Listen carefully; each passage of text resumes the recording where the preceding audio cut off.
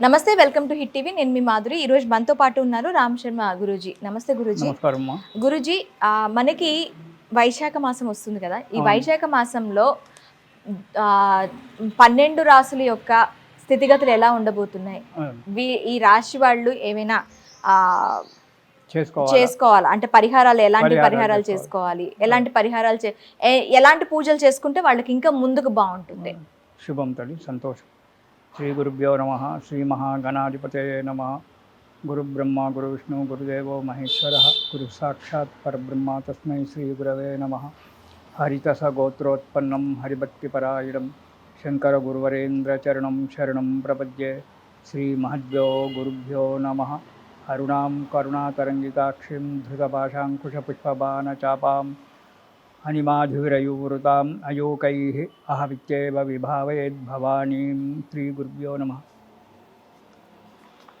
వైశాఖ మాసం మే నెల అంటే ఏప్రిల్ 28వ తారీఖు నుంచి మనకు ప్రారంభమవుతుంది. ఈ మే నెలలో గ్రహాల యొక్క స్థితిగతులను బట్టి ఈ మేషరాశి నుంచి మీనరాశి వరకు ఈ 12 రాశుల వారికి ఎలా ఉందో కొద్దిగా మనం చెప్పుకోవడం జరుగుతుంది. తులారాశి వారికి ఈ వైశాఖ మాసంలో ఎలాంటి పరిణామాలు ఉండబోతున్నాయి? శ్రీ గురుభ్యో నమ. శ్రీ మహాగణాధిపతయే నమ. తులారాశి వారికి ఈ నెలలో కొద్దిగా ఇబ్బందికరంగానే ఉంటుంది. ఓకే. ఎందుకంటే షష్టమ స్థానంలో 6వ ఇంట గ్రహకూటం ఏర్పడింది. 8వ ఇంట గురుడు ఉన్నాడు. ఇవి ఉండడం వల్ల ద్వితీయాధిపతి, తులారాశికి 2వ రాశి ధనాధిపతి ఎవరైతే ఉన్నారో అంగారకుడు, అతను నీచ స్థానంలో ఉండడము, దీనివల్ల కొద్దిగా ఇబ్బందికరంగా ఉంటుంది. కొన్ని మంచి పరిస్థితులు కూడా ఉంటాయి, అన్ని ఇబ్బందులనే కాదు. ఈ రాశి వారికి ఈ నెలలో దొంగల వలన భయం లేదా అగ్ని వల్ల భయం, దొంగల వల్ల కానీ అగ్ని వల్ల, నిప్పు వల్ల కానీ. అంటే మా ఇంట్లో నిప్పే లేదండి పంతులు గారు, నిప్పే కంచి వస్తుందంటే విద్యుత్తు కూడా నిప్పే. విద్యుత్తు, కరెంటు కూడా నిప్పు కిందే లెక్క. కాబట్టి మా ఇంట్లో పొయ్యి లేదండి, అగ్ని లేదు, మాకెక్కడి నుంచి అగ్ని భయం అంటే విద్యుత్తు కూడా ఒక రకమైన ఇది ప్రకృతి సంబంధమైన ఒక అగ్ని కాకుండా నిర్మాణాత్మకమైనటువంటి ఒక అగ్ని ఏదైతే ఉందో అది కూడా విద్యుత్, నిప్పు. కాబట్టి ఇటు అగ్ని వలన భయం కావచ్చు లేదా దొంగల వలన భయం కావచ్చు, ఏదైనా ఏర్పడడానికి ఆస్కారం ఉంది. అన్నిటికీ సిద్ధంగా ఉండండి. ఇక హద్దు మీరి ప్రవర్తించడం అనేటువంటి జరుగుతూ ఉంటుంది వీరికి. అతిగా వాగడం, హద్దు మీరి ప్రవర్తించడం ఇలాంటివి జరుగుతూ ఉంటాయి. కాబట్టి నోటిని అదుపులో పెట్టుకొని ఉండాలి తులారాశి వారు. జాగ్రత్తగా ఉండాలి. మాట్లాడే ప్రతి మాట కూడా జాగ్రత్తగా మాట్లాడుతూ ఉండండి. మొదటి వారం కనుక చూస్తున్నట్టయితే బంధువుల చేత, మిత్రుల చేత కలహాలు రావడం. ఇది తర్వాత యత్నకార్య భంగం.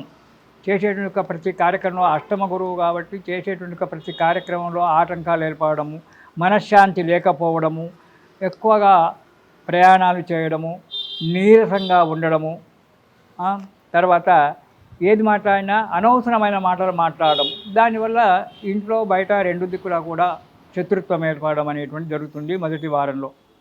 ఇక 2వ వారంలో కూడా అనారోగ్యం ఎక్కువగా సంచారం చేయడం వల్ల అనారోగ్యం ఏర్పడము, తర్వాత ఆర్థిక పరిస్థితి మందగించడము, చేసే వృత్తిలో కానీ వ్యాపారంలో కానీ సరి అయిన విధి లేకపోవడం వల్ల ఆర్థిక పరిస్థితి మందగించడము, డబ్బుకి ఇబ్బంది కావడము, దాని గురించి ఆ డబ్బుకి ఇబ్బంది అయినప్పుడు దాని గురించి రుణాలు చేయడము అనేటువంటిది జరగడానికి ఆస్కారం ఉంది 2వ వారంలో.